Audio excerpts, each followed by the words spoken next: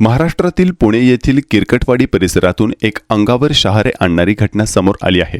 येथील चैत्रंगण सोसायटीमध्ये आज सकाळी भटक्या कुत्र्यांच्या टोळीनं एका लहान मुलावर जीवघेणा हल्ला केला। सुदैवाने स्थानिक नागरिक वेळेत मदतीला धावून आले, त्यामुळे या मुलाचा जीव वाचला, अन्यथा या ठिकाणी मोठी दुर्घटना घडली असती। मिळालेल्या माहितीनुसार ही घटना आज सकाळची आहे। एक मुलगा सोसायटीच्या आवारात असताना अचानक 4 ते 5 कुत्र्यांनी त्याला घेरले आणि त्याच्यावर हल्ला केला। कुत्र्यांच्या आक्रमक वर्तनामुळे मुलगा घाबरून गेला आणि आरडाओरडा करू लागला।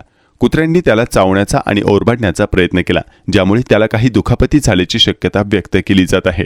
दरम्यान मुलाच्या किंकाळ्या ऐकून सोसायटीतील रहिवासी आणि आसपासचे लोक तत्काळ घटनास्थळी धावले। त्यांनी दगड आणि काठ्यांच्या सहाय्याने या कुत्र्यांना पळून लावले आणि मुलाला त्यांच्या तावडीतून सोडवले।